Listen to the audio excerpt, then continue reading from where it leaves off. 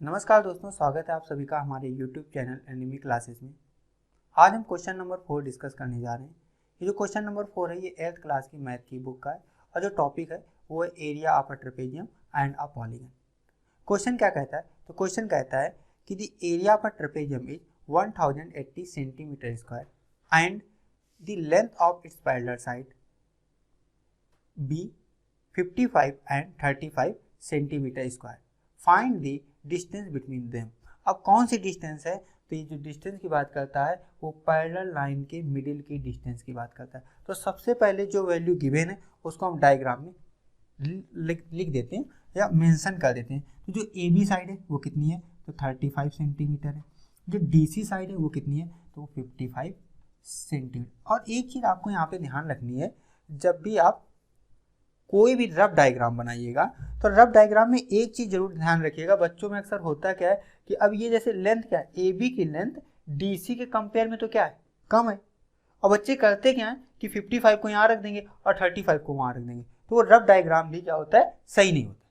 तो ये चीज आपको बहुत ध्यान रखनी है कि 35 और 55 को उसकी साइड की लेंथ के अकॉर्डिंग रखना है। तो ये दोनों पैरेलल साइड की क्या दे दी, लेंथ दे दी। और वो पूछ क्या रहा है कि दोनों जो पैरेलल लाइन है DC और AB है उनके मिडिल की डिस्टेंस क्या है। चाहे हाइट बोले या डिस्टेंस बिटवीन देम बोले, दोनों का मतलब क्या होता है, सेम होता है। अब पहले गिवन क्या है वो लिख लेते हैं। तो सबसे पहले जो गिवन है वो एरिया है। एरिया कितना है? तो 1080 सेंटीमीटर स्क्वायर। फाइंड आउट कर क्या करना है? तो आपको हाइट फाइंड आउट करनी है। कैसे करेंगे तो हम इस चीज़ को समझते हैं। तो सबसे पहले हम लिखते हैं कि एरिया ऑफ अ ट्रेपेजियम क्या होता है। तो मान लीजिए ए से अगर रिप्रेजेंट कर दूं तो ए इज इक्वल टू होता है 1/2 ब्रैकेट में sum of parallel side. Parallel side क्या है? तो ए बी और डी सी आपस में पैरेलल है, जबकि A D and B C क्या है, नॉन पैरेलल साइड है इस ट्रेपेजियम में। तो हम लिख देते हैं ए बी प्लस क्या लिख देंगे, डी सी इंटू कहता है डिस्टेंस बिटवीन देम। अब यहाँ पे हमने डिस्टेंस इस लाइन से रिप्रेजेंट की है और इस लाइन को जो रिप्रेजेंट करने वाले पॉइंट है वो क्या है, ए और एन है। तो यहाँ पे लिख देंगे ए एन। अब कुछ नहीं करना, इस क्वेश्चन में हमें वैल्यू पुट करनी, जो जो गिवन है और जो फाइंड आउट करनी है वो हम निकाल लेंगे। तो अगर एरिया की बात करो तो देखो एरिया की वैल्यू क्वेश्चन में क्या है, गिवन है कितनी है, 1080। तो यहाँ पे लिख दिया 1080 is equal to 1/2। A B given है 35 और DC भी क्या आपकी है, गिवन है। DC कितनी है? तो DC है आपकी 55 इंटू ए एन ही क्या है, डिस्टेंस बिटवीन पैरेलल लाइन है, वो को किससे रिप्रेजेंट किया? तो H से रिप्रेजेंट किया। अब इसको सॉल्व करना है तो आप लिख लीजिए 1080 इज इक्वल टू 1/2। दोनों का सम करेंगे तो 5 5 10 0 कैरी 1 जाएगा, 5 3 8 1 9 3 हो जाएगा 90 इंटू H। अब ये जो इक्वेशन लिखिए ब्रैकेट के बाद कोई साइन नहीं था तो हमेशा क्या माना जाता है, इनटू माना जाता है। तो यहाँ पे 1080 is equal to 1/2 into 90 into H।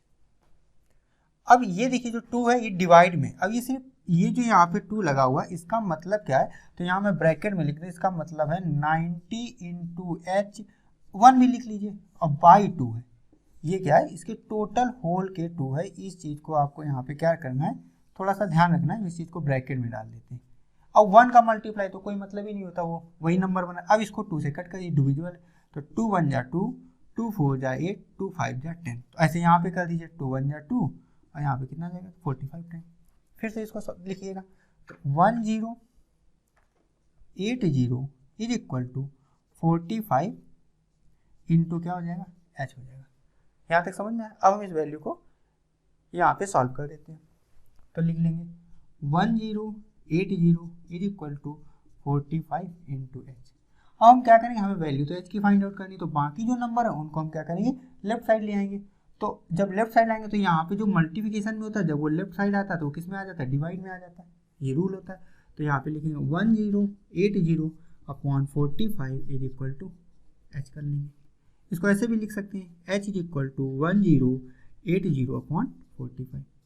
दोनों नंबर 5 से डिविजिबल है, क्योंकि किसी भी नंबर के अगर लास्ट में 0 होता है तो वो क्या होता है, 5 या 2 से डिविजिबल होता है। उसी तरीके से जो 45 है वो भी 5 से डिविजिबल है।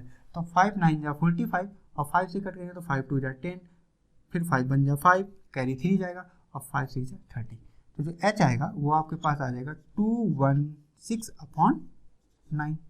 अभी हमें फर्दर डिवाइड करना है क्योंकि ये नंबर डिवाइड, अभी ये स्टैंडर्ड फॉर्म में नहीं। अगर आप रेशनल नंबर पढ़े होंगे तो रेशनल नंबर में एक फॉर्म आती है जिसको बोलते हैं स्टैंडर्ड फॉर्म, मतलब इस नंबर को हमें वहाँ तक सिंप्लीफाई करना है कि उसके बाद सिंप्लीफाई ना हो, उसको बोलते हैं स्टैंडर्ड फॉर्म। तो अब इसको सिंप्लीफाई करिए, तो ये नंबर तो 3 से डिविजिबल है। अब आपको ये देखना इतना बड़ा नंबर 3 से डिविजिबल है कि नहीं है, तो कुछ नहीं करना आपको, इन सभी नंबर का सम कर दीजिए 6 + 1 + 2। अगर उसका सम 3 से डिविजिबल है तो वो नंबर भी क्या होगा, 3 से डिविजिबल होगा। तो करिए, तो 6 1 7 और 2 क्या हो जाएगा 9, 9 3 से डिविजिबल है, मतलब ये नंबर भी क्या हो जाएगा 3 से डिविजिबल हो जाएगा। कट कर देते हैं 3 से, तो 3 3 जा 9 3, तो 3 7 जा कितना होता है 21 और 3 2 जा कितना हो जाएगा 6। तो ये h = आ जाएगा 72/3। अब ये नंबर फर्दर 3 से डिविजिबल है, क्यों, क्योंकि दोनों का सम फिर से कितना है 9 है और 9 3 से डिविजिबल है, तो ये नंबर भी क्या हो जाएगा 3 से डिविजिबल हो जाएगा।